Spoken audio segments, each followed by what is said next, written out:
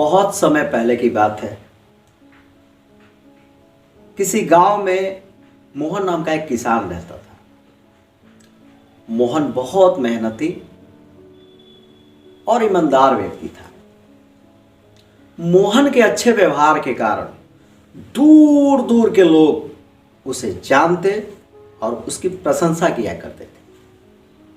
लेकिन एक दिन देर शाम अपने खेतों से काम करके घर लौटते समय रास्ते में मोहन ने कुछ लोग को जाते हुए देखा और उन लोगों को मोहन के बारे में बात करते हुए सुना। मोहन अपनी प्रशंसा सुनने के लिए बिन कहे उन लोगों के पीछे चलने लगा। मोहन ने उन लोगों का बात सुना। वे लोग मोहन की प्रशंसा नहीं, बुराई कर रहे थे। कोई बोल रहा था मोहन बहुत घमंडी है। कोई बोल रहा था मोहन अच्छा होने का दिखावा करता है। चूंकि इसके पहले मोहन ने केवल प्रशंसा ही सुना था अपने बारे में, वो इस घटना से बड़ा आहत हुआ। अब जहां भी कुछ लोगों को वो बात करते देखता, उसे लगता कि वे लोग उसी की शिकायत कर रहे हैं। यहां तक कि अगर कोई मोहन की प्रशंसा भी करता तो मोहन को लगता कि मेरा मजाक उड़ाया जा रहा है। धीरे धीरे मोहन का स्वभाव बदलने लगा। सभी चकित थे। उसके बदलते स्वभाव से उसकी पत्नी भी बहुत परेशान रहने लगी। आखिरकार एक दिन उसकी पत्नी ने मोहन से पूछा, क्या बात है, आप हमेशा तनाव में रहते हैं और आपका स्वभाव भी बदलता जा रहा है। तब मोहन ने उस दिन की घटना अपनी बीवी को बताई। उसकी बीवी बोली कि पास ही के गांव में एक महात्मा आए हुए हैं, क्यों ना कल हम लोग उनके पास चलते हैं। अगले दिन वे दोनों गए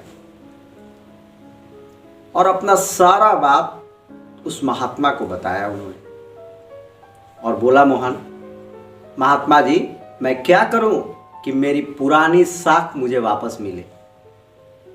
महात्मा बोले कि सबसे पहले अपनी पत्नी को आज तुम घर छोड़ाओ और आज रात मेरे आश्रम में तुम्हें बिताना है। कल मैं बताऊंगा कि तुम्हारी पुरानी साख कैसे तुम्हें वापस मिलेगी और समस्या कहां से है। मोहन अपनी पत्नी छोड़ आश्रम लौट आया। रात में सोने समय आश्रम के पास ही एक तालाब था, जहां से मेढक की टर टर की आवाज आ रही थी। मोहन चाहकर भी सो नहीं पा रहा था। अंत में उसने महात्मा से कहा, कैसे सोते हैं आप लोग? इतना शोरगुल मेढक का है, टर टर की आवाज है, नींद नहीं आ रही। लगता है हजारों हजार मेढक टर टर कर रहे हैं। महात्मा जी बोले, क्या करें, हम लोग भी परेशान हैं। अब तुम ही बेटा कुछ हमारी मदद करो।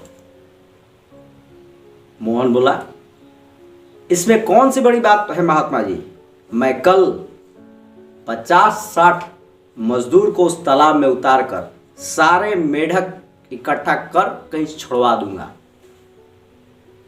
अगले दिन मोहन 50-60 मजदूर लेके आया और तालाब छोटा था, उसमें 8-10 मजदूर उतरे और सारा मेढक बाहर निकाला। मेढक मुश्किल से 50-60 ही हो गए।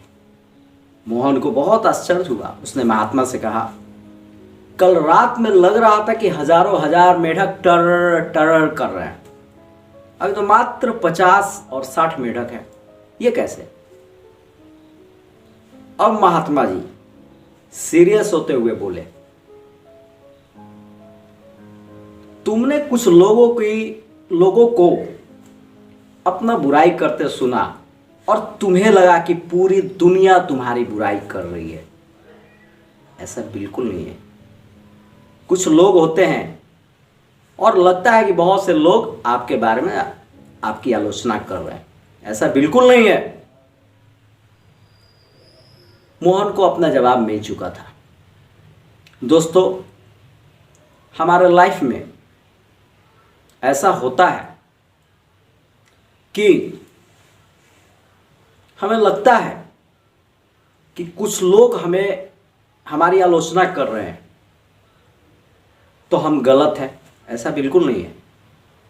कुछ लोग होते हैं जो हमेशा होंगे किसी का भी बुराई करने के लिए, उसे नज़रअंदाज करके पॉजिटिव फ्रेंड ऑफ माइंड के साथ लाइफ में आगे बढ़ना चाहिए और अपने फोकस को, अपने चरित्र को, कभी अच्छे चरित्र को बदलना नहीं चाहिए।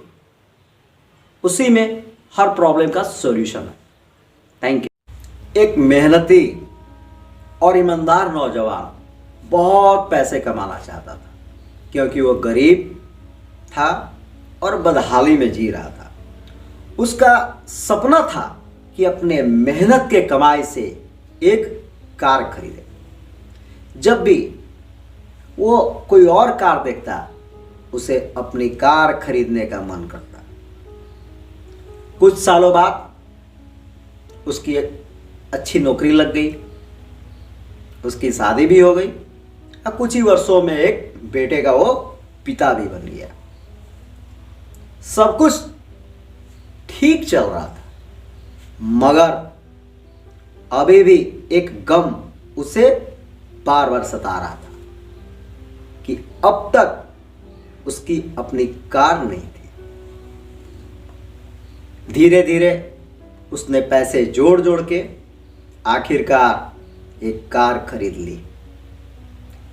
अब वो बहुत खुश था, क्योंकि उसका सपना पूरा हो चुका था। वो कार की बड़ी अच्छी तरह से देखभाल करता और बड़े शान से उससे वो घूमने जाता। एक दिन रविवार को वो अपनी कार को रगड़ रगड़ के साफ कर रहा था, यहां तक कि उसके टायरों को भी वो चमका रहा था। उसका 5 वर्षीय बेटा उसी के साथ था। वो पिता के साथ घूम घूम के कार को साफ होते देख रहा था। कार साफ करते करते अचानक उस नौजवान ने देखा कि उसका बेटा कार की बोनेट पे खुरच खुरच के कुछ लिख रहा था। यह देखते ही उसे बहुत गुस्सा आया। उसने अपने बेटे को पीटना शुरू किया। उसने इतनी जोर से उसकी पिटाई की कि उसके बेटे की हाथ की एक उंगली टूट गई। दरअसल वो नौजवान अपने कार से बहुत प्यार करता था और बेटे की शरारत को वो बर्दाश्त नहीं कर पाया। कुछ देर बाद जब उसका गुस्सा कुछ कम हुआ, उसने सोचा चल के कार को देख लूं कि कितनी उसे खरोच आई है। वो कार के पास जाता है।